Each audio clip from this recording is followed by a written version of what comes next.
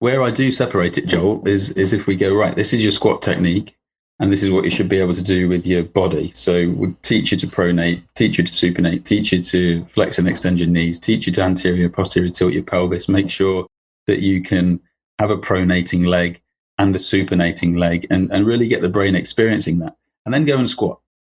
That's where I separate it. So you go and do your squatting, but when you come off that, we're going to make sure that you continuously remind your body of how it should move, how its opposition should take place. Rear foot, forefoot, toes, pelvis, rib cage, skull.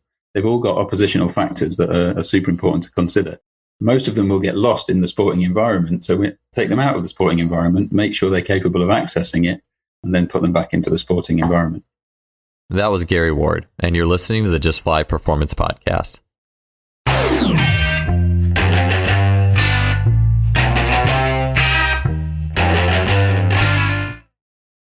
Before we get to the show today, I wanted to mention a really cool item that is available now from our sponsor, simplyfaster.com, in their store. That item is Exogen Premium Wearable Resistance. Exogen is a series of tight-fitting sleeves along with uniquely shaped fusiform weights that strap directly onto those sleeves.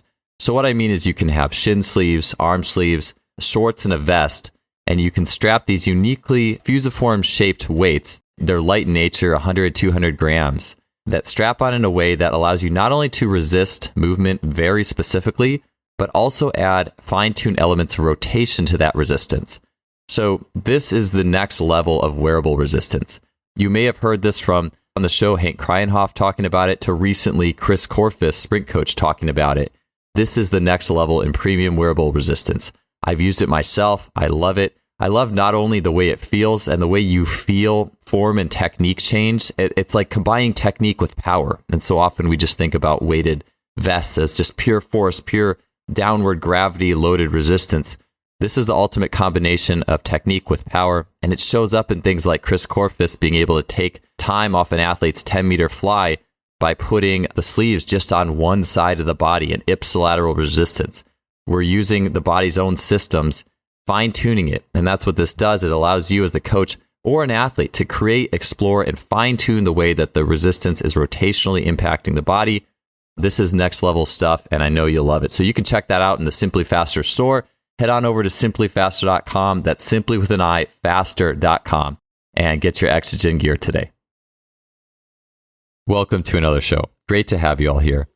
As you know, I've been long interested in the foot and lower leg and its role in human movement. Really, since the early episodes of this podcast, we've been talking about the foot with a variety of different guests from different perspectives. One of the elements of the foot that I've been particularly interested in the last few years, and I'll say early on in my athletic and coaching career, it was very largely about foot stiffness. How can we get the foot to be a stiffer lever to better transmit forces upstream? And that's certainly an important element of what the foot does. But the foot is also a mobile adapter, and there is pronation or yielding and supination, or the locking of the foot to become that explosive lever by which to push off of. So we have both a yielding and then a bracing or rigid action of the foot, and we need to understand both of those. Within the foot itself, we have the forefoot and we have the rear foot. The rear foot you can look at as the heel, the calcaneus bone, and the talus bone. And several years ago, I was able to finally rid my body of nagging Achilles tendon issues by learning to mobilize my rear foot using initially logging wedges, and then eventually I got Gary Ward's wedges. And those wedges and being able to mobilize those bones have just been a game changer for me. From there, I've just been more and more interested in the rear foot, in its role in not only the injury prevention element of things and getting the calcaneus to move, but also how does it fit with just general gait and running and jumping, and looking at elite jumpers and looking how their rear foot works. And you can see it happening in the shoe in a high explosive jump, or what we see in various athletic movements. Foot stiffness is really important, but it's also important to zoom out a little bit and look how the foot works as a whole in that oppositional mode. And so for this show today, we are going to bring on biomechanist and foot expert Gary Ward. Gary is the author of What the Foot, and he is the founder of Anatomy in Motion.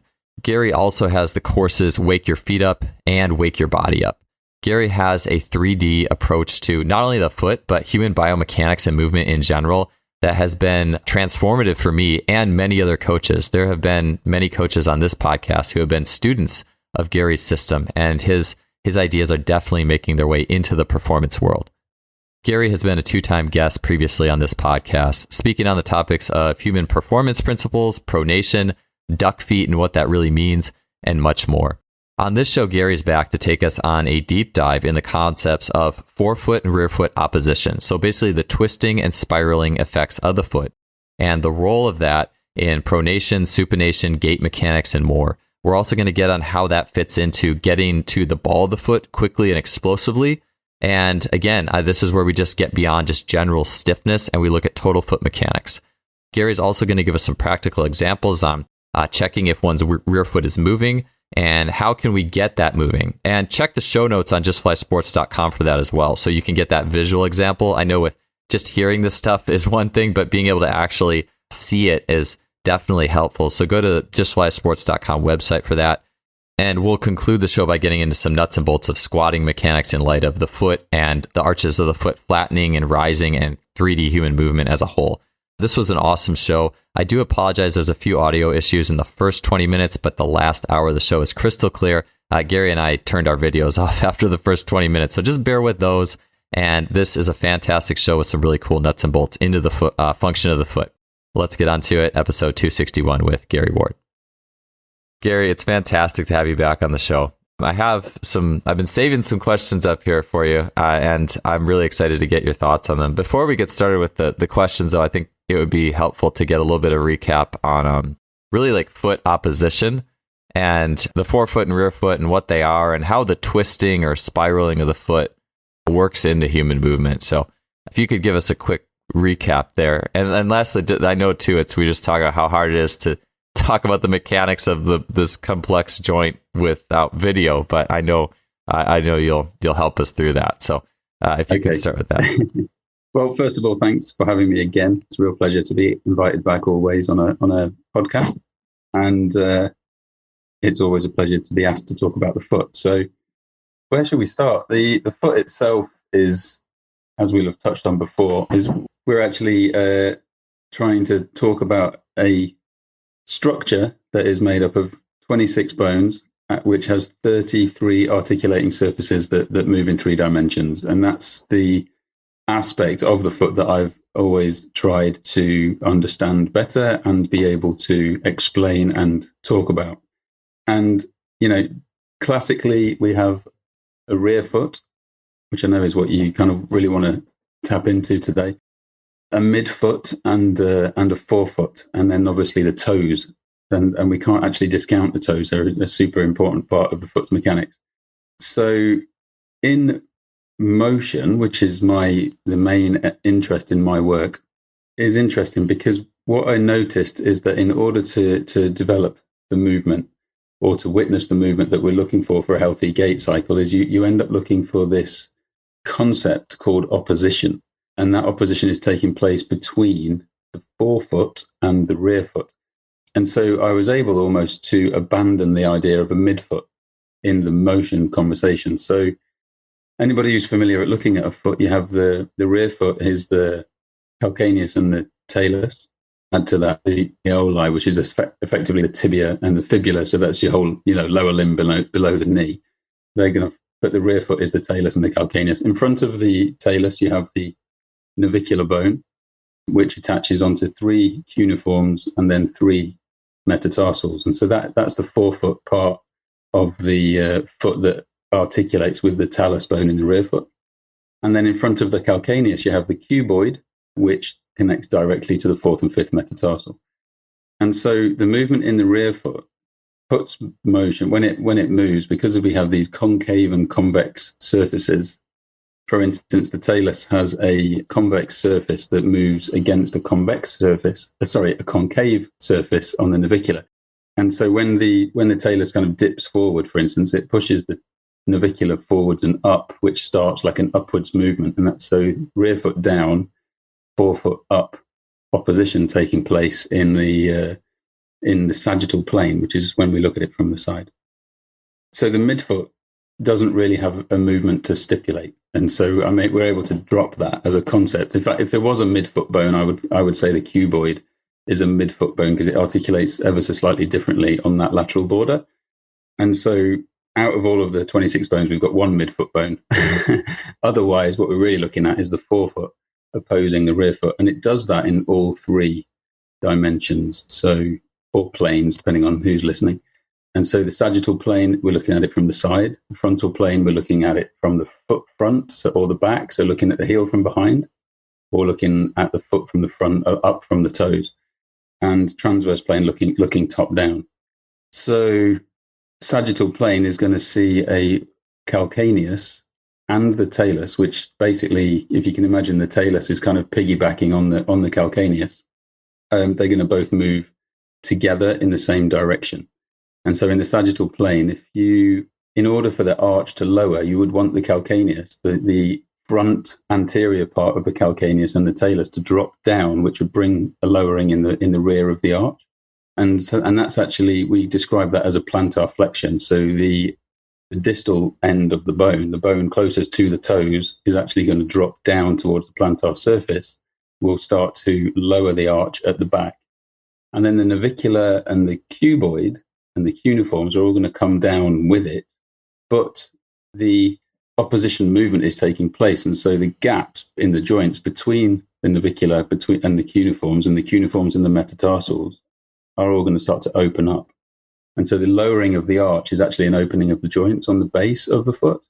And that in itself puts length into the tissues. And in our anatomy and motion rules, we know that we want muscles to lengthen before they contract. And that this makes this a really important aspect of foot movement, is to actually be able to get into that pronation in the sagittal plane in order to lengthen the tissues, so that all the plantar fascia, all the toe flexors, posterior tib attaches down there, quadratus plantar, the small muscles, and they're all going to get length here, which is going to give them a stimulus for the brain to contract that and actually create that supination that is much kind of desired in the therapy world. So saying and agreeing that supination is super important, but in order to get it, we better be really good at pronating our foot first. And so to eliminate the idea of pronation has never been a useful factor in my eyes.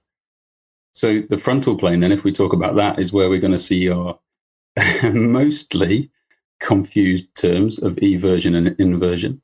And I'll kind of headline here that most people would describe a flat foot as everted.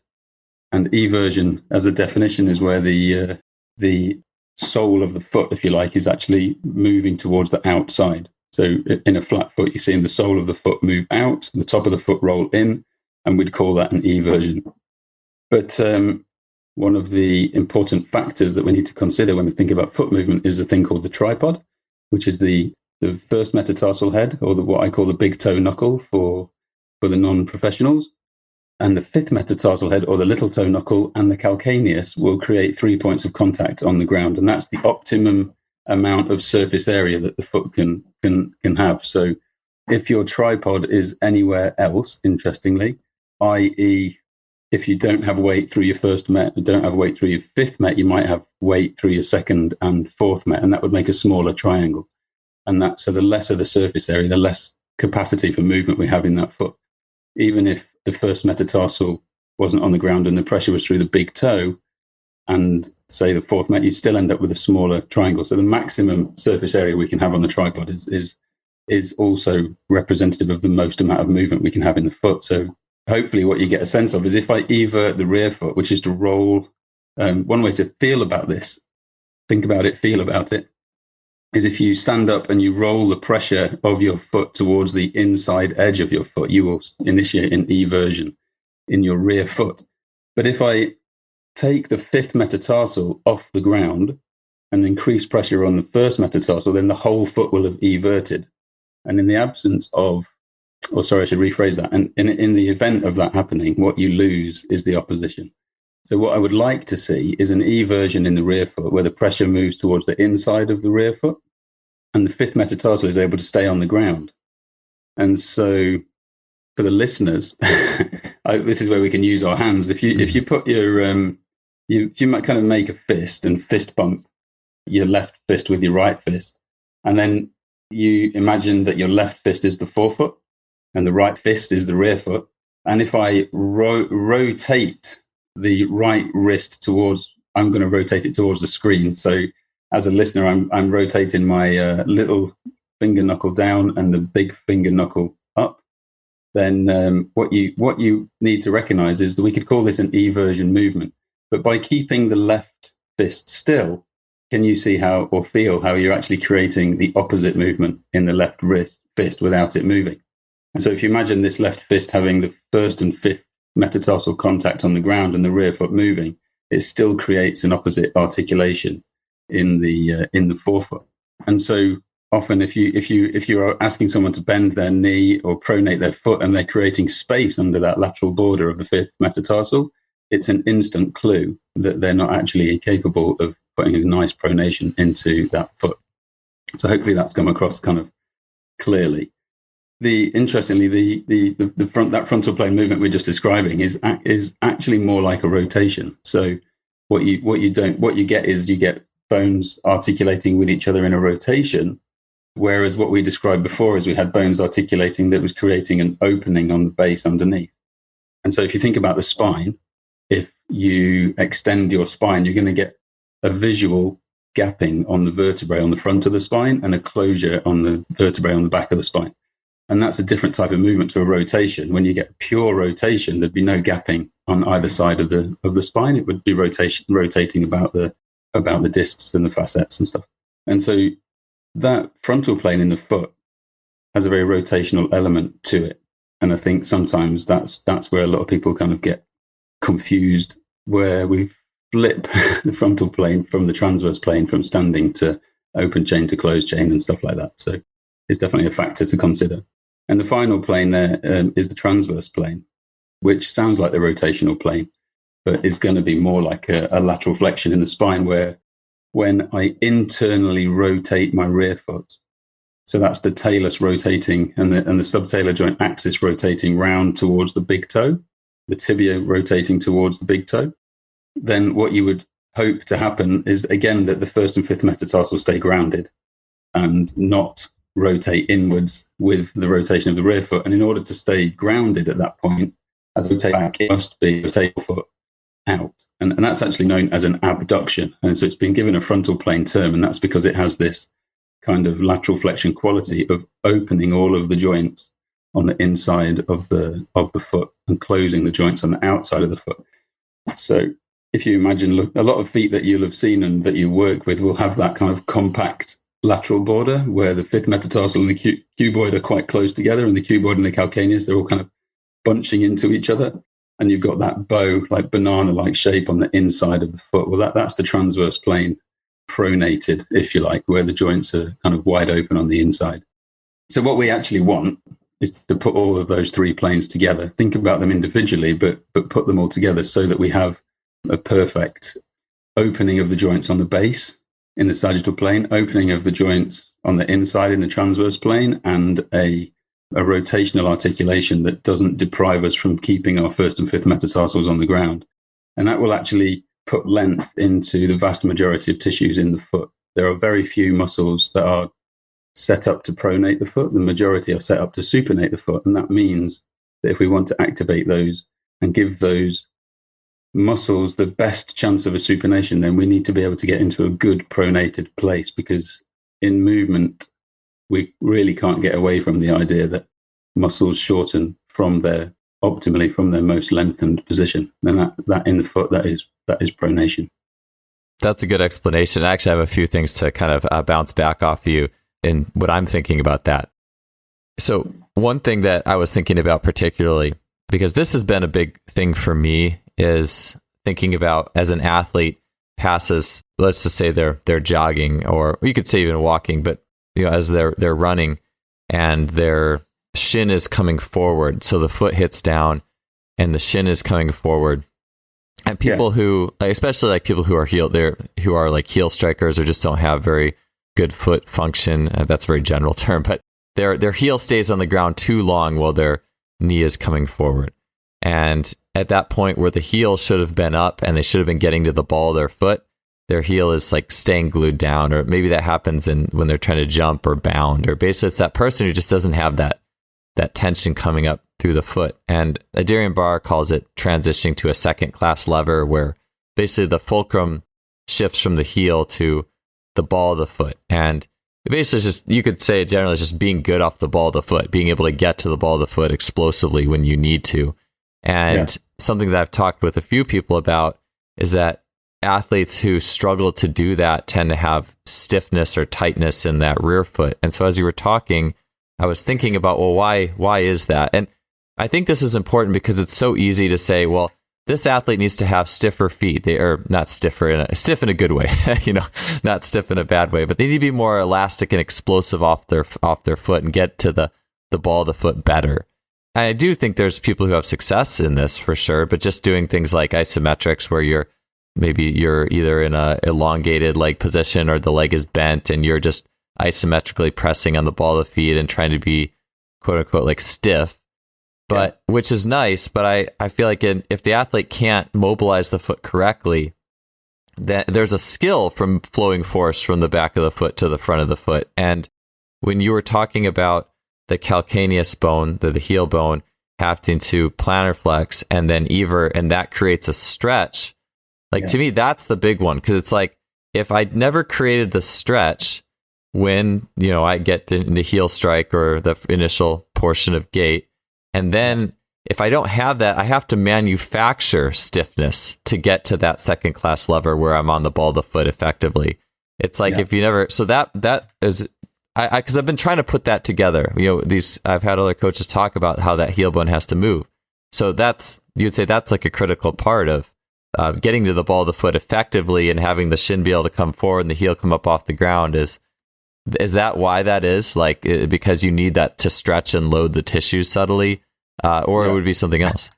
No, I think there's only one way you can get your shin forward and keep your heel on the ground for too long, and that is to remain in a pronated foot position. Because as soon as you start to adopt a supinated foot position with the leg traveling underneath you, it's actually, it wouldn't be possible to keep the heel on the ground.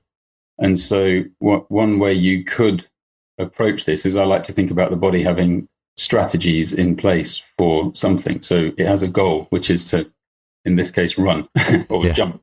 And it knows that it needs elements of movement, but it also recognizes that in the absence of some, it has to do something else more. So it starts to look for the necessary movement and make sure it happens. And if your foot doesn't pronate at the time it's supposed to, then your brain will the body will continue to pronate the foot until it reaches the amount of pronation it needs in order to return the next movement.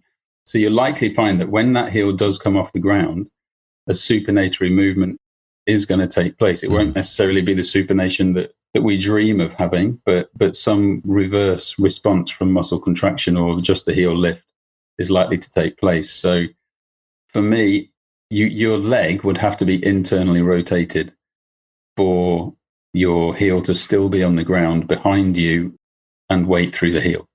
So the concept of needing more stiffness or tightness in the rear foot is correct, because what we're actually, my interpretation, correct me if I'm wrong or if you have a different one, but stiffness is actually going to be, is more the idea that comes along with having some muscle contraction, and definitely going from the mobile status of a pronated foot towards a rigid status of a supinated foot. And so when the muscles contract and the bones do the reverse of everything we just described in the opening section, you will get a rigidity in the foot. And that rigidity, if you can keep the first and fifth metatarsal on the ground, will always create an external rotation in the leg. The heel wouldn't be able to stay on the ground. The ankle would be plantar flexing, and we'd be starting to look at actually getting a good hip extension and hip abduction and the good stuff that comes along with that up at that level. So I think that's it. I think the body itself is continuing to complete the pronation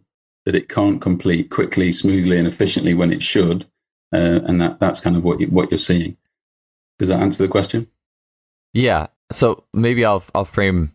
So what I'm thinking based off what you said, it's really to get that explosive, normal foot motion where I'm pronating properly and then supinating, getting to the ball of the foot and regaining that rigid foot and getting off the toe or the balls of the feet effectively.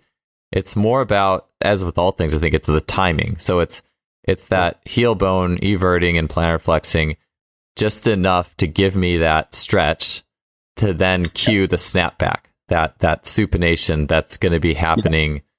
Because it's just interesting to think, though, that people who, I guess if you have, I don't know, like why these other coaches have said, I'm just trying to say, well, why is that? Why would someone say that if you aren't everting your heel bone or your heel bone isn't moving properly, that you're not going to get to the, the ball of the foot, that late rocker position effectively? I'm just trying to figure out why that is. I guess if nothing else, I just think, well, it's important to have that timing. You should be able to have the good timing of the rear foot motions. We are in agreement. I think you do need to get that eversion and plantar flexion in order to optimally get onto the toe rocker of that kind of propulsive push off, toe off phases. We have a concept called joints act, muscles react, and that is the idea that I want to get those bones to go into the position of pronation, which will put length into a tissue. So effectively, the opening of a joint is putting length into a tissue. The tissues are there to protect that joint from opening excessively. And so as the joint is opening, the muscle begins to contract, and that has a decelerative impact on that joint and starts to return it back in the opposite direction. So an eccentric contraction and a concentric contraction is the same contraction. It's just happening, one in eccentric terms as the joint's opening, and in concentric terms as the joint is closing again, back towards its resting center or into a new end range in the opposite direction. And so in terms of timing, the eversion and the plantar flexion that you're looking for in the rear foot should be happening the moment you get the tripod on the ground. So in walking, you heel strike into what we call the suspension phase and the tripod on the ground. That's your moment. And as soon as you get the pronation in place, you then have, as the leg travels under you, a supination with 3 points of contact on the ground. And that foot is pretty much underneath you. And then as soon as the leg goes behind you, the heel starts to lift, but you still have a supination going on. So a dorsiflexion of the rear foot and an inversion of the rear foot. And together that creates an external rotation of the rear foot and then an external rotation of the tibia. And then finally, you end up in the big rigid lever position with 2 points of contact, which is the first big toe on the ground and the fifth toe on the ground and the foot fully supinated. So all the joints on the base and all the joints on the inside would be closed firm. And your hip would be in maximum extension, abduction, and external rotation, and the knee would be straight. And that's what the holy grail that we're looking for when working with somebody in walking. And then the better they are at accessing that. In order to access that, you can't have a foot that's resting too pronated. So you start to be less pronated in your rest and have more access to the full supination, which is taking pressure off things like knee ligaments or plantar fasciitis or Achilles problems or glute weaknesses or anything like that. So the optimizing of all of that is what we're looking for. The better I am at pronating, the better I am at supinating, the more access I have to this element of movement. And I think what you'll find is that they wouldn't be able to keep the heel on the ground for much longer. So I started that by saying I think we're kind of in agreement, and definitely the timing is a factor in that. What you don't want to do is stay in that pronating position from when the foot hits the ground until the very last second it decides to lift off the ground, because you've kind of missed the boat then of getting your extensor chain to be fully active. I wanted to take a break from the show and briefly share with you the difference that performance herbalism can make for you. Several years ago, I had Logan Christopher, CEO of Lost Empire Herbs, on the show to talk about hypnosis and mental training for athletes. While talking to him, I realized he also had an herbalism company. So shortly thereafter, I used the Phoenix formula, which was my first product I bought from them. I had great results with it, not only increasing my energy and decreasing my need for coffee and caffeine, but I also noticed that it was making an impact on my lifts and my weight room numbers. I was having a great training experience. Shortly thereafter, I also got into the Shilajit resin as well as other herbs. And I don't look at supplementation the same way. I'm a strong believer in what Logan and his company are doing in looking for a natural resource to boost human performance. If you want to check out the herbs that I use personally from Lost Empire Herbs, you can head to www.lostempireherbs.com/justfly. There you can get 15% off your order, and they offer a 365-day money-back guarantee. Definitely check them out. Let's get on back to the show.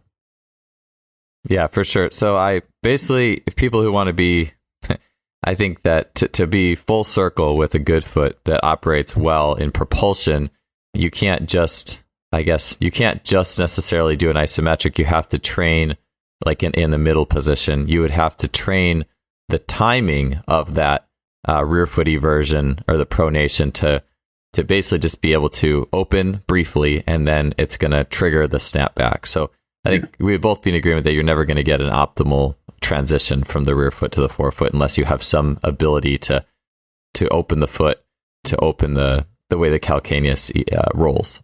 Yeah, open the joints and keep the tripod on the ground, particularly the two toes on the ground through that.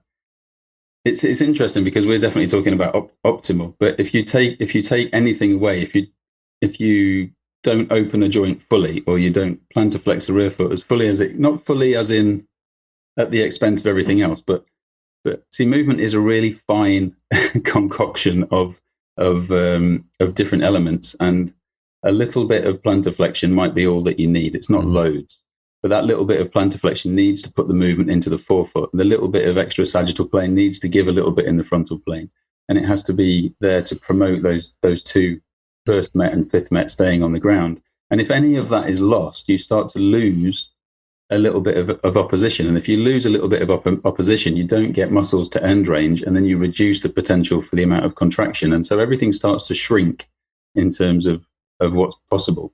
And that starts to show up in other places in the body. So your hip might be moving less as a result of this, and then your back starts moving more. And then people start complaining of back pain, or because one foot's not moving as well as the other. Like you said yourself, like you still have that left foot and right foot difference that you continue to work on. But the focus is in the industry is always towards the stiffening side, as you say, is always towards the supination, always towards the isometrics to create the stiffness. But I really think it's time that we cottoned on to the idea, and I'm going to use the glute as an example, but if you lay down on your front and do like a prone leg hip extension, where the idea is that you contract through your glute to lift your leg up.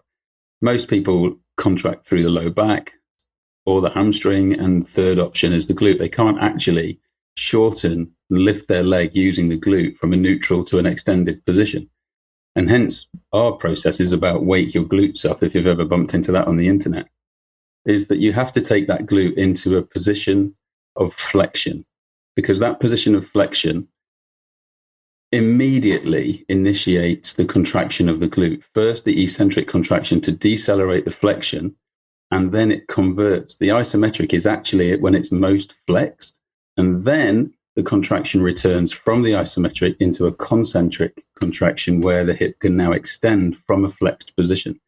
Going from neutral to short is not as useful because the brain can't do it. It instantly looks for help from the back and the hamstring, but will never ask for help from the back or the hamstring if it's taught how to do it from a position of end range. So muscle contraction is taking place from long back towards neutral, not neutral towards short. And so when it comes to the foot, then I think if you can grasp that, then you go, okay, so taking a foot from neutral and isometrically working it into short is the same. It's the same thing. You've not given the term that I like to use. You've not given the muscles no option but to contract. And that's what a good pronation does. It gives all of the muscles length in 3 dimensions, and that creates no option but for that muscle or those muscles to then contract. And a contraction, of course, reverses the bones into the opposite position being the goal of the propulsion, pushing forward movement. So that really brings pronation to the fore. Two things bring it to the fore. One is that conversation. The second is that 95% of the muscles in the foot are actually supinators. And so we have to pronate in order to stimulate 95% of the muscles. If you're just going neutral to supinate, and the brain's not got it's effectively able to cheat without given no option. And so I think it's a long-term strategy. So the pronation for me is super, super important, super, super key, easy to access. And we just need to get past this idea that it's not useful, or it's bad, or it's evil. And we've got lots of schools of thought that are still promoting that. I know that you're not one of them, but I really think the time that we started thinking that muscles contract from end range back towards neutral in movement.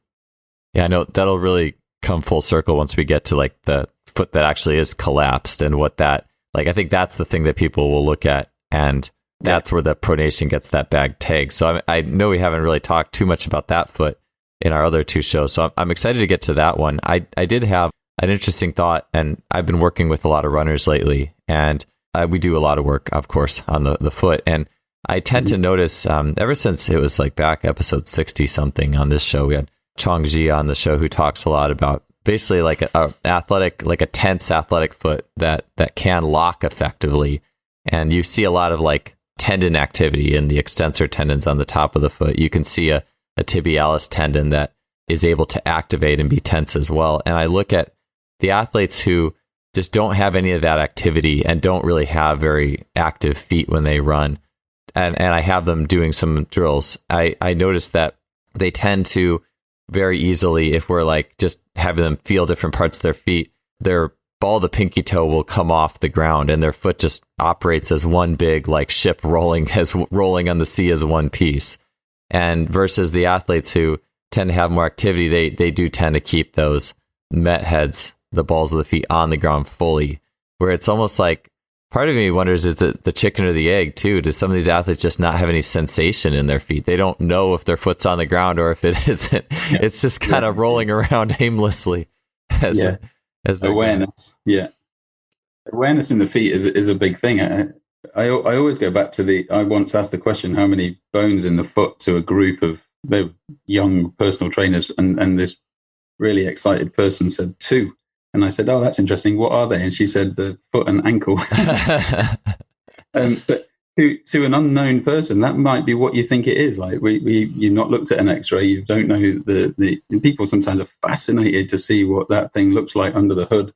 Put it in their hands, and wow, And so if you don't have the awareness, and you don't have the understanding, it's just this thing that operates like a lever, pushes us forward, that we land on and take it for complete granted. And athletes are doing that as well. So education, knowledge, and insight is definitely going to help that awareness, for sure.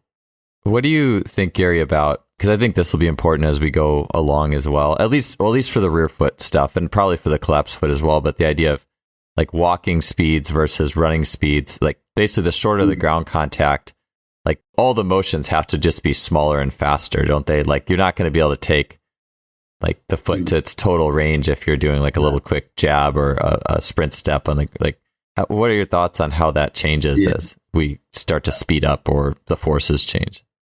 You're absolutely right. My thoughts go towards, you do need to pronate and supinate through the run. That would be, you need it to push on a pedal, right? If you're cycling, you need it in a ski boot, you need it in a golf swing. All of them to potentially different levels unique to the requirement of the movement or task in hand. The thing that really interests me is probably not how much the pronation is, but actually the quality of the pronation. And the quality of the pronation will always be most optimal when the foot has a resting position of neutral. So anybody who doesn't have that position of neutral is always going to have pronation and supination compromised to some extent. But I call that resting neutral center, I call it the holy grail. That's what we're all striving for if we're really into movement and optimization and efficiency.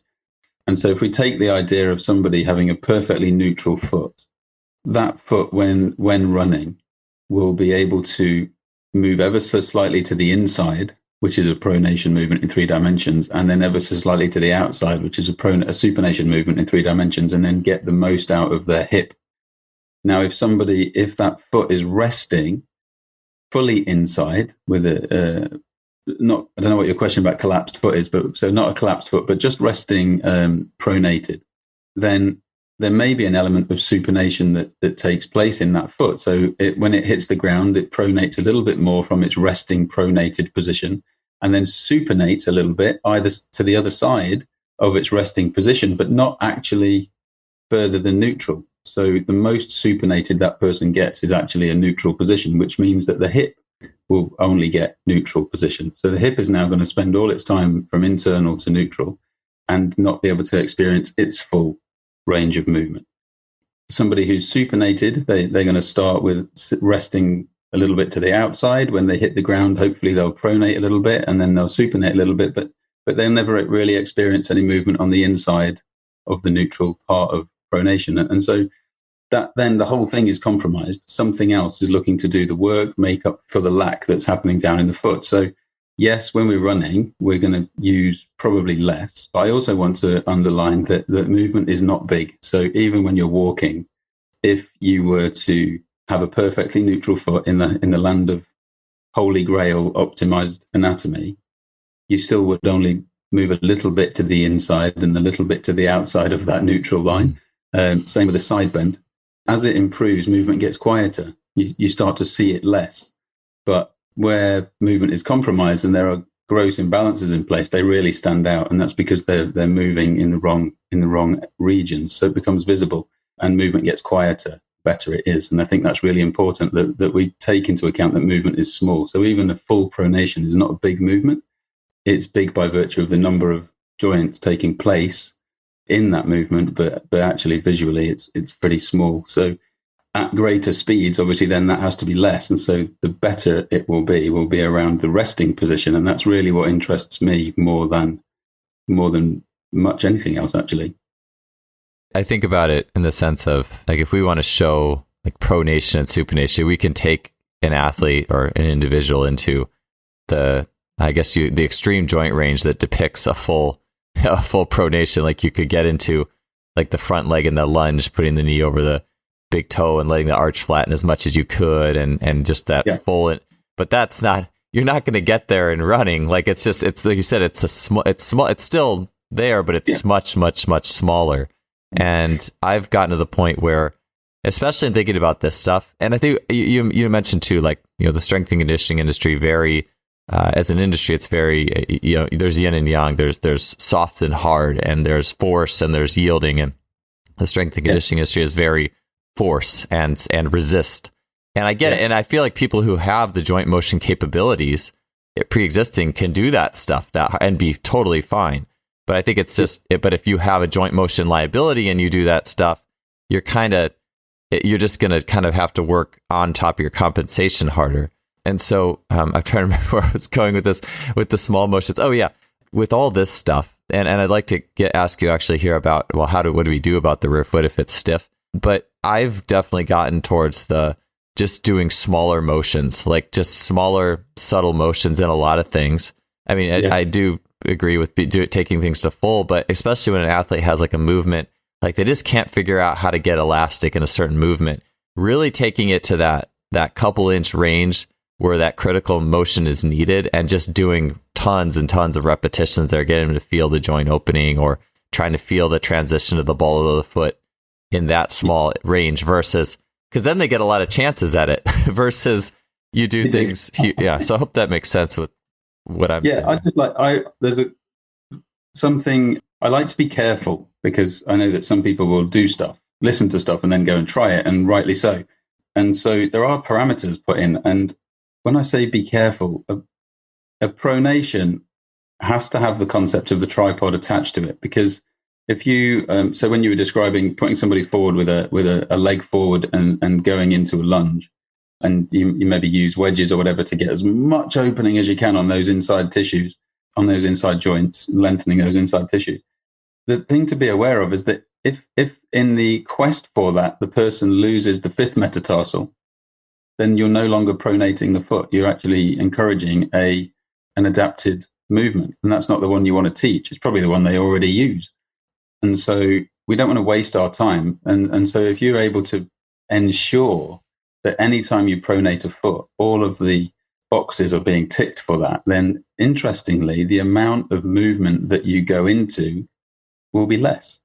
because to do more is going to be at the cost of the tripod. And so you can get the most pronation, but it has to be inside the restraints of the tripod being kept on the ground. And that's what actually manages it. And I struggle then with words like overpronation, because actually you can't overpronate. Once you go past the point of the tripod, if you lose the fifth metatarsal, I'm confident to say you're not pronating anymore. And the reason I'm confident to say you're not pronating anymore is because now the fifth metatarsal's come up, the forefoot is everting along with the rear foot, which means there's no opposition taking place in the foot. And that's one of the rules for maximizing pronation. So none of the tissues are lengthening anymore. You've gone to a point where you think you're doing well, but you've actually stopped the joints from opening, stopped the tissue from lengthening. And so you have to go back to the rule of keeping the tripod on the ground so you can maximize that experience, which is always only small.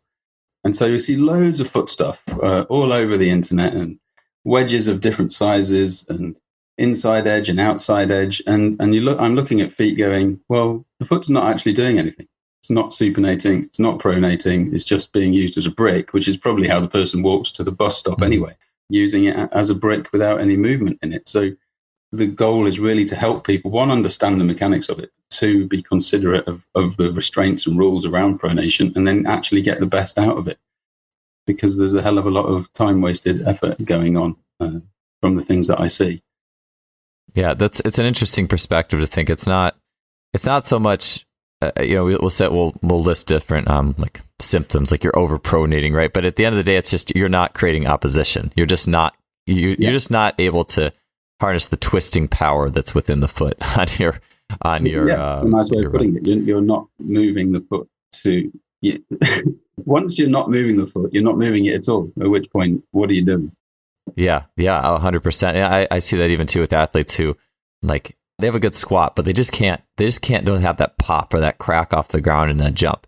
And it's usually like their foot's just stuck in kind of supination because that's how they've squatted. And even, if I have them doing toe bridging exercises, I don't like to say toe curls because I don't like to encourage toe gripping, but just bridging and just getting, the met head set. It's still done in the context of supination with these athletes who have been like lifting for so much. Yeah. And it's just interesting to see that they've just created a very one-sided or one-dimensional aspect to how the foot is working. They're just not creating twisting in it and being able to harness that. I guess the flow of energy throughout the foot, right? You have to have a flow of energy. You have to have opposition. You have to have two different poles. And so otherwise you're just you're skipping that. Yeah, and you need to have changes in areas of pressure. You need to have sensation. You need to have contact change. You need to have bones moving. And it's ridiculously easy to not do anything. Actually, yes. Definitely it's really hard. And then in the absence of any if you're doing a whole body movement and the foot's not engaged, then there's 33 joints worth of movement in 3 dimensions doing very little, and for which somewhere else in the body has to make that up. So then you get, that's where people start having excess movements in pelvis or hips or knees, high back, even neck and shoulders to make up for it. So if you are going to do a whole body movement and you are interested in that, then you are better off paying more attention to the foot to make sure that it's doing what it can. And take the pressure off the other structures higher up. So before we get too much further, I do want to get into, we talked about how to open up the foot and the rear foot. And I know, with your wedges and your course is very reasonably priced and all that stuff it's very accessible. But could you just share a little bit about, with the rear foot of the calcaneus specifically, how do you know if someone has, one is how do you check for a limited range there? And then two, what are some ways that you go about helping that rear foot to mobilize, to start moving? And I guess the wedges being the easiest. I know you've mentioned, I think you could just roll up newspaper too, or anything that's wedge, but what are some principles of getting and restoring that rear foot motion particularly? Okay, so let's start with pressure. So if you put yourself in a walking stance or a kind of small lunge with one foot forward, what you would want to experience when you bend your knee is a pronation of the foot with the dorsiflexion of the ankle. And something to look for is a pressure change in your heel. So that pressure change when you pronate would travel anterior and medial. And so that's the role of the calcaneus is effectively rolling like a tire on a car, rolling forward. So the pressure moves up forwards towards the area that before you started wasn't actually on the ground. Does that make sense? Mm-hmm. So the role of the calcaneus is the pressure traveling forwards, and the eversion of the calcaneus is the pressure traveling towards the medial side or the inside. And a combination of the two is a kind of diagonal line from your posterior lateral area to your anterior medial area of the rear foot. Now, if you're already pronated, you were able to tune into your pressure, you might find that the pressure is already anterior and medial. And that means when you try and bend your knee, you won't feel much movement because you're already in that anterior medial position. If you have a rigid supinated foot, then you might stand and feel the pressure in the posterior lateral area of your heel bone. And when you bend your knee, you don't feel it move anterior and medial because it can't. So in the same breath, if I do a supinatory movement, am I able to feel a pressure change where the pressure travels backwards and lateral, posterior and lateral? So I think that's a really important element for people to consider when investigating rear foot movement. So we know that from a neutral resting position, it will travel anterior and medial, and then in response to that, will travel posterior and lateral into a supination and then come back to a rest in the middle. So the less centered you are, the more likely, most people, 95% of people are more pronated than not. So they may not feel as much anterior medial movement as they could. And that's an immediate kind of sense that we could actually do some good work with the rear foot here. Because the better I get at traveling anterior medial with my pressure, the more tissue I'm going to eccentrically load and trigger a contraction. And the better that muscle contracts, the less anterior medial my pressure will be as I start to neutralize my rear foot. Hopefully that makes sense. So that's a personal check that you can do for yourself.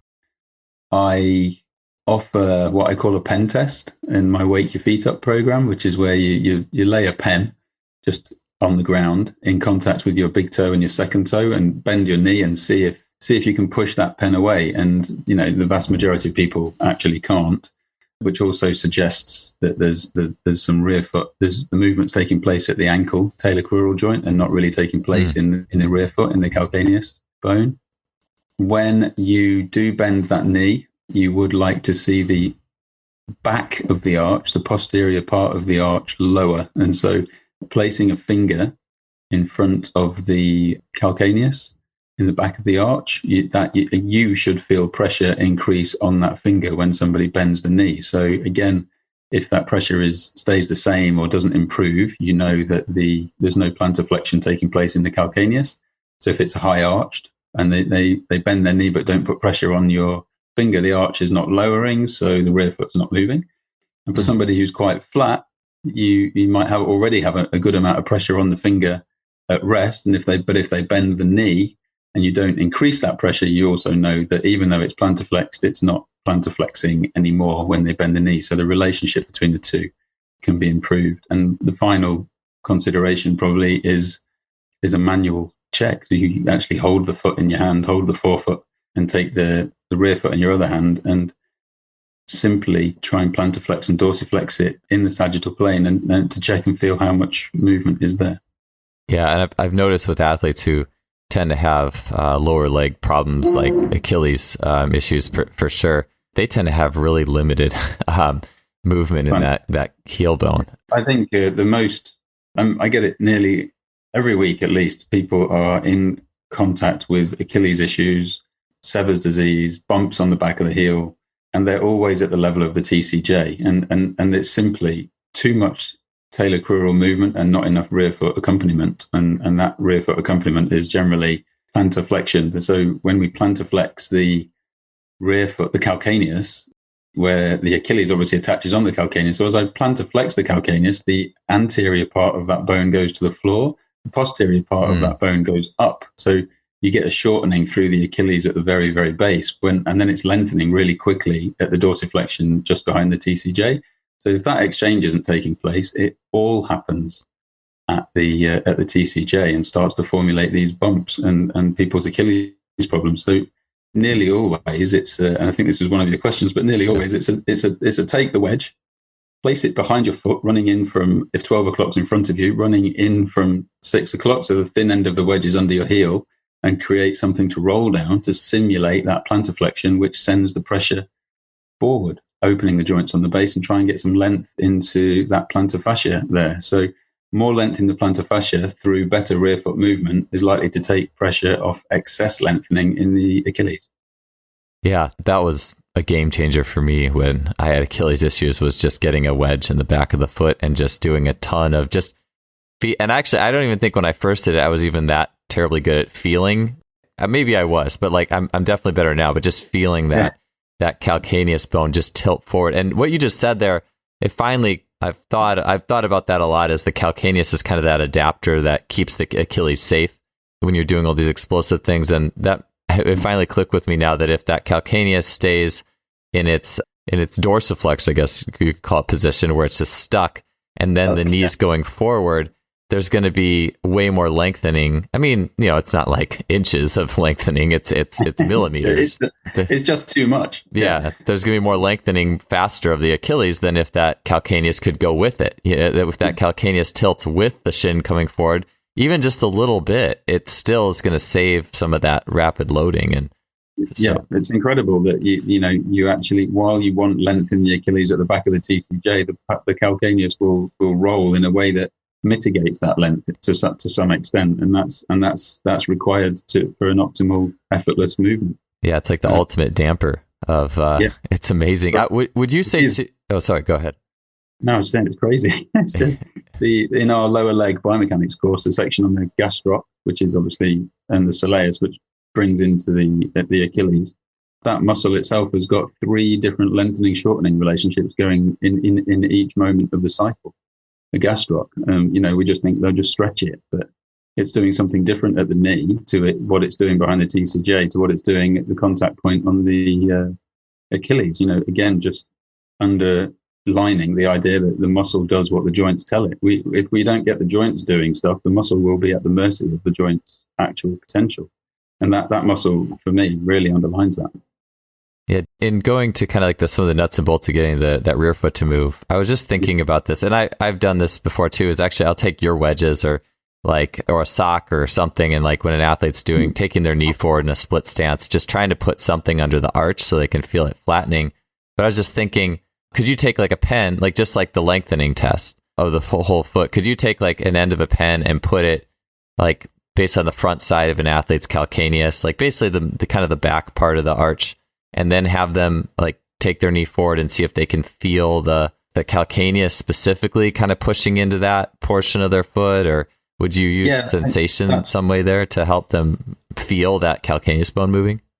Definitely have you like just rolled up a sock or something, and if I'm there, I'll put my finger there, but if they're on their own, they can roll a sock up and just place it in the very back of the arch, and just to see if they can actually compress it a little bit. It's never about flattening it to the floor. It's just, can I get more contact on it? So as a kind of biofeedback for I'm actually moving it. But remember, again, the message for me would always be, if you don't try so hard to touch that sock and lose your 5th metatarsal, they all need to still kind of be in play. Yeah. It's you don't want to do it at all costs. Don't do, and that's why that's where I like the small motions too, because I feel like the smaller ones, it's easier to kind of keep everything together. It's like as soon as an athlete goes big, goes full, whatever, it's easy to let it's simple. It's actually simple mathematics. But if you do a big movement somewhere, then other places will have to reduce to maintain that. I write in What the Foot, I wrote about the idea of 100%. The body always works at 100% as a loose concept. So you can't add or take anything away from it. So everything moves in a way that organizes that. So if I move too much there in one place, i.e. I take the number above 100%, so I'm now moving more than I should, somewhere else is going to rebalance and move less to bring that back to 100%. And that's a concept I've talked about quite a lot to help people recognize that this is the body's great exchange. It's amazing. So if in your training you're trying something too much, somewhere else in the body will be like, okay, I'm not needed anymore. And interestingly, the shapes that we talk about that we see in the gait cycle are recognized by the cogs. They're all requiring of the body to move each joint in a small amount to make the bigger movement. If in your spine you have excess movement in your lumbar spine, the rest of the spine won't bother. You won't need to have movement in the thoracic spine, if that makes sense. So if one hip is moving too much, then foot down below might just stiffen up to compensate for it. And these are relationships in the body that we're seeing all the time. And often, of course, this is how we end up with people having discomfort, because discomfort could be in the area that's moving too much, but it's doing it for something that's not moving enough. And the part of the body that's not moving enough doesn't scream loudly to say, I'm the problem. So it never gets looked at. And that's where a good assessment is able to guide you into these areas. And you can see, if I get good movement in that area that's not moving much, we can take the pressure off the area that's moving too much. And the person recognizes that instantly as a kind of relief. So big is not useful. Yeah. But small in all of the places, it starts to create big. Do you notice that athletes who have higher arches that aren't really able to mobilize that heel bone, or the arch has a hard time dropping, that tends to manifest in the knee, a lot of inward knee travel in various movements? Yeah, it's a really nice insight. Again, it comes out somewhere, doesn't it? If you asked a person just to rotate left and right and they had high arches, you could simply see the femur rotating in quite a lot. So if they rotate to the left, the right femur rotates inwards, but the foot not moving means that the tibia is not moving, and then you go, oh, that could be a reason for your knee discomfort. In the event of it not happening at the knee, you start to see a femur not moving and a pelvis moving a lot to the left, and then they've got some groin discomfort. Does that make sense? You kind of go up the layers to find what's moving excessively for something. Yeah. In the same breath, exactly the same thing can happen with somebody with a largely pronated foot, because the more pronated it is, the less movement potential it has. And so if they rotate left and the foot doesn't move, the tibia doesn't internally rotate, and then you can see the femur moving exactly the same way as it would have done with the high arched foot.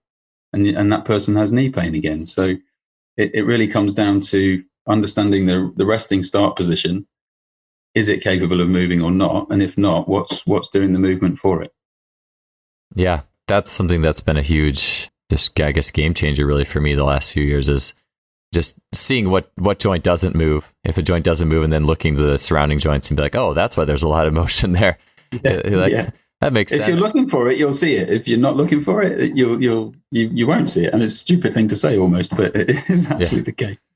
Yeah. One thing I've been noticing that I'm curious of your opinion on this, and that is that I've heard, I like lifting and squatting and things, but I've heard that sometimes when like high school sprinters, for example, who haven't really lifted weights get to college and they start doing a lot of squatting, like anecdotally, sometimes coaches will say that their stride length might have decreased or something like that. And I've been looking more, it's not the squat. I don't even look at a squat as a squat anymore, really. I try to look at it as a series of joint motions. And one thing I notice, at least amongst, if that is the case, something that could potentially contribute is I notice when some athletes do barbell squatting, that they get to the bottom and their arches actually get higher of the feet.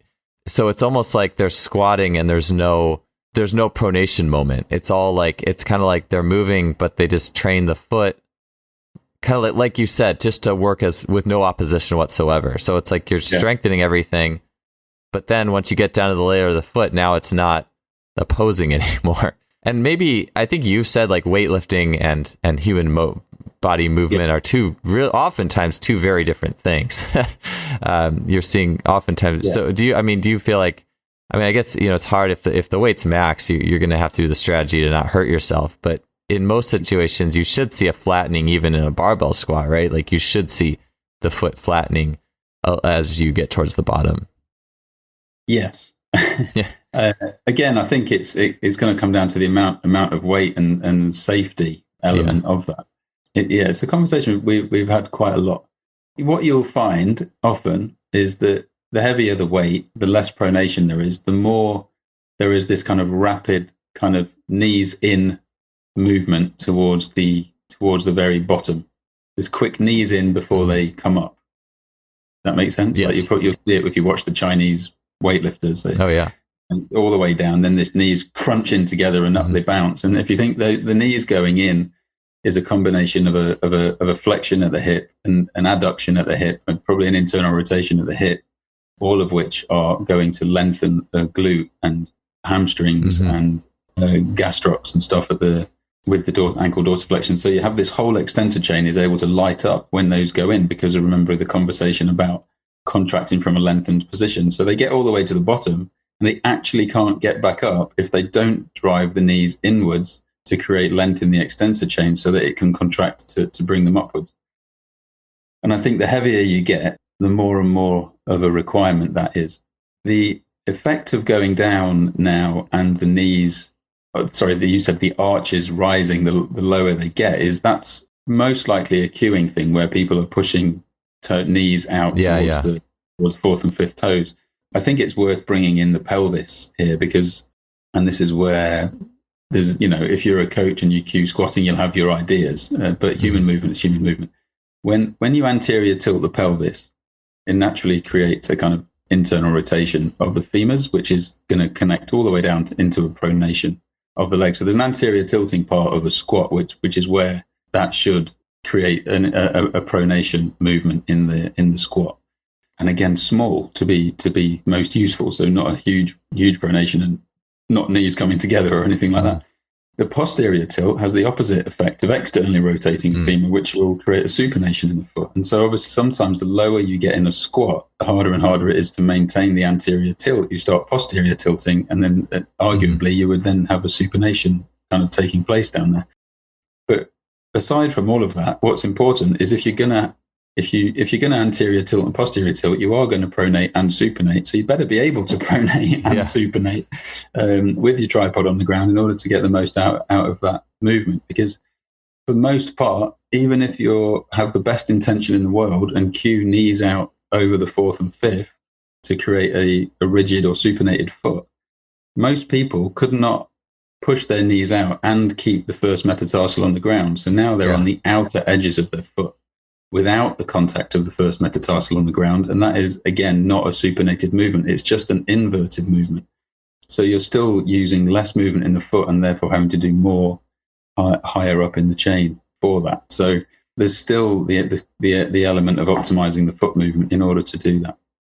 Where I do separate it, Joel, is if we go, right, this is your squat technique, and this is what you should be able to do with your body. So we'll teach you to pronate, teach you to supinate, teach you to flex and extend your knees, teach you to anterior, posterior tilt your pelvis, make sure that you can have a pronating leg and a supinating leg and really get the brain experiencing that. And then go and squat.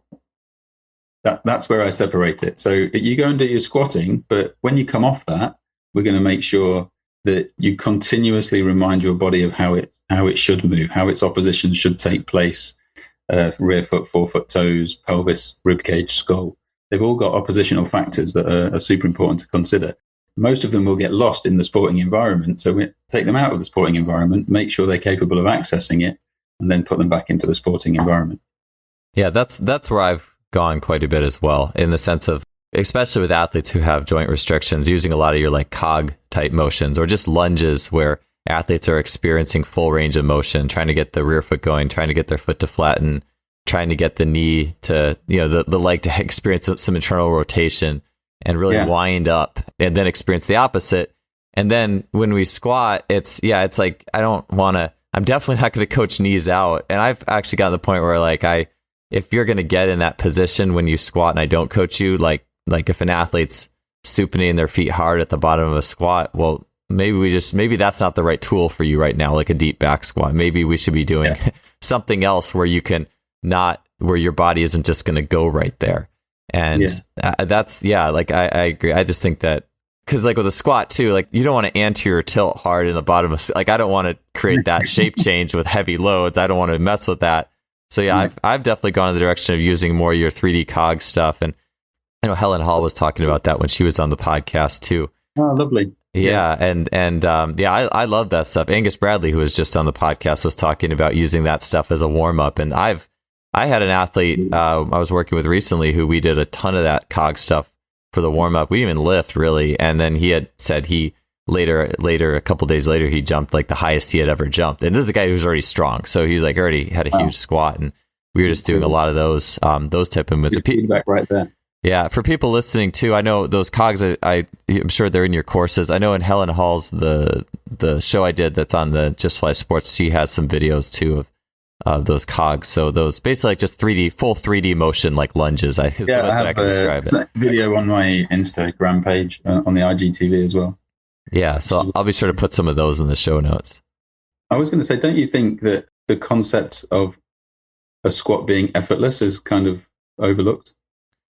Yeah, I agree. I would agree with that. And I would agree with that in the sense too of like you were saying, talking about the Olympic lifters. And it's not like when they're going max, it's not effortless. But when they almost bounce out of the bottom, it's more just pressure and then letting the joints do their thing. Like you were saying, they're pressurizing the thorax, and they're letting the joints operate reflexively, like as they're supposed to, like you said, light up that posterior chain versus manufacturing it where we're forcing knees out and now we don't get any lengthening. And I know there's extremes, like you don't want to squat and have your knees like hitting each other, but as long as the feet are on the tripod. Keep the tripod on the ground, and that's not going to happen. Yeah, the tripod's on the ground and you're good. Yeah, exactly. Yeah. Exactly. I agree with you with the squatting. Forcing, effort, holding, squeezing, if you're having to do any of that, then you really need to address your mechanics so that you can be able to drop straight into a squat. It shouldn't be, it's a great movement and everyone knows that, but it looks for most people a struggle. Yeah, I agree. And that's, I think, where too, like good strength coaches, and I don't know if they were looking at it from a joint perspective, maybe systemic, but like the easy strength mentality in squatting. And I've really taken this as just you're squatting, you should not strain in a squat. Like it's, and the human reward system is so driven to want a PR every time. I think that's what gets us is like, I got to do more than last week. But if you go inside your body and you actually are reading, like I'm 37 now. I've been lifting for 25 years. Yeah. It's like, I know what my body is doing to get that next rep if I want to go for it. Like I want to do a set of 5. I want to do more than last week. I know fully what my body is going to be doing to try to get that last rep from a compensation perspective and what I'm teaching myself. And I'm like, no, this isn't teaching my brain and body the right thing. And then you have the easy strength mentality of leaving sets in the bank anyways from a stress. And it's just, it's just the straining squat it's not fluid human movement. And I don't even think it's something you want to adapt to anyways. I'm hearing the phrase "less is more" inside my head, and anatomically, it actually can be. If you're squatting heavy in that effortful or strained place and not using 33 joints in your foot as an example, but you were able to then spend some time optimizing your feet and put your feet into play and actually took less weight, but got more out of your feet, you'd actually get more extensor chain activity, which is what the goal of the squat was anyway. Yeah. And a weird sidestep of that anyway is most people, a bit like your jumper guy, is that if you actually get more joints active into your squat, you end up squatting more anyway. So that we've seen that countless times. So most people are squatting or fill squatting in with any kind of exercise where they want to lift more, but they're doing it on a tank that's full, on joints that are not moving, on joints that have moved so much they can't move anymore. And to optimize those gives you extra joints in the system, which gives you more muscle activation in the system, which makes the lifts easier. And so there is a possibility of progress quickly through taking a slightly different approach and actually looking at your mechanics rather than just trying harder each session, that's, like you said, that's the condition most people will fall into. Yeah, absolutely. And it makes me think too about the Olympic lifters. Not that they don't try hard from time to time, they certainly do. But generally, I mean, I know their average load in training is not super high relative to their when they're at max. And I mean, I think a lot of it's just the nature of what they do as well. But name me a good Olympic lifter who doesn't have well-developed glutes or VMO muscles, like the muscles that we're trying to get to be developed versus people who just squat a lot and grind a lot. They might have strong like vastus lateralis or a really tensed up paraspinals and back muscles. And Yeah. so it's like letting that free flowing 3D action of how the body is supposed to move on the points of the tripod of the foot and the correct points of contact, and letting the body, it's like, hey, I'm gonna let the body take care of this. The body knows what to do, not trying to force it so hard and always be so effortful. Yeah. I think there's a big element of trust there to recognize that the body knows what it wants and needs. But that's definitely a part of the work that I like to do.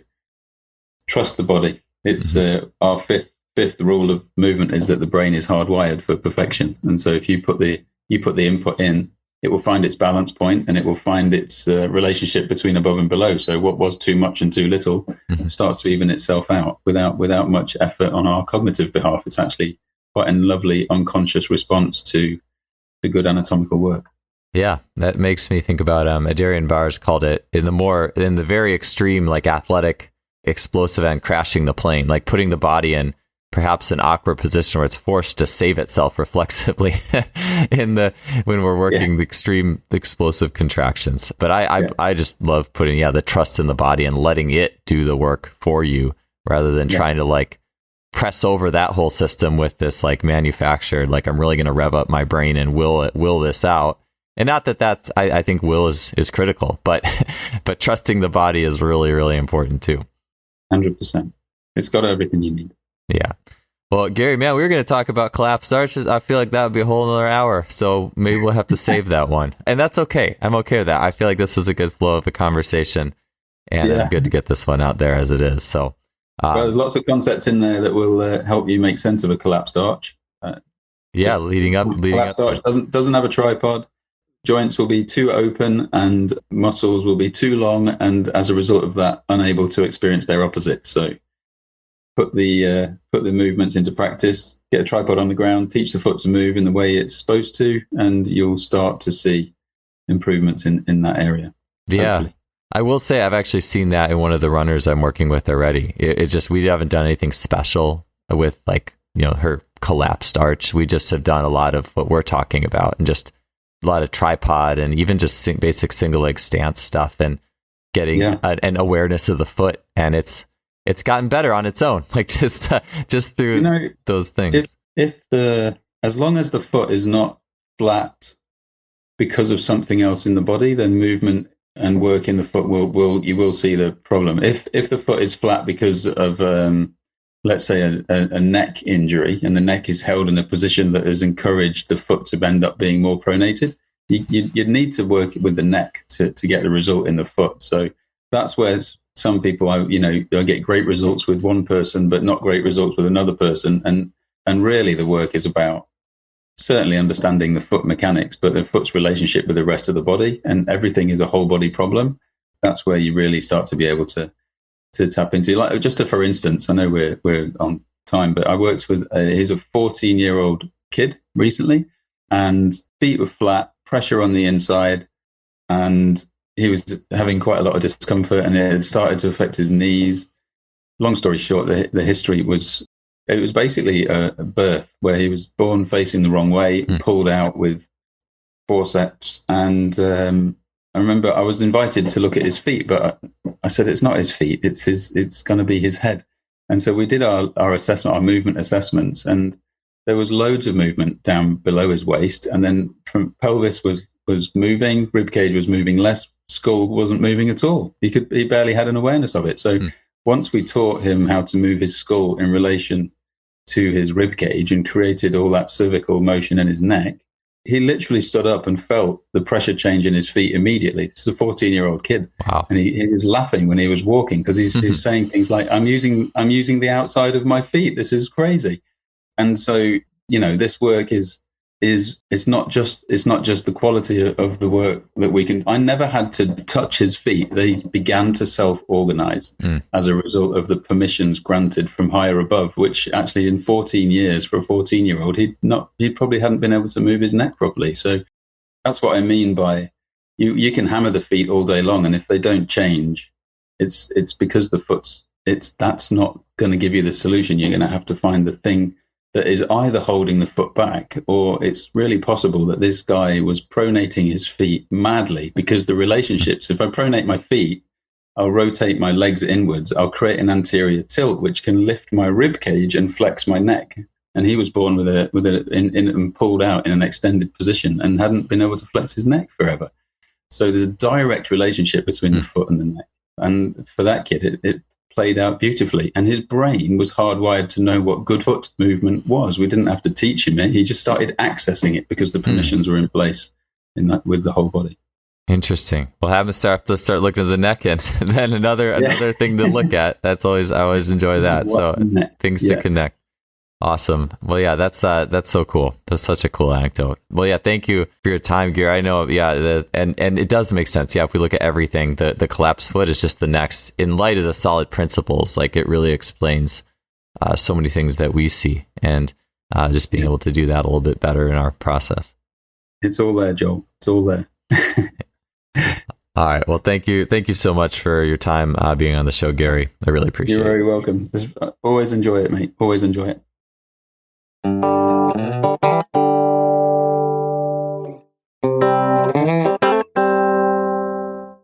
Thanks for tuning into another show. We really appreciate you being here, and I know we all leveled up our game and our knowledge with the foot with that one.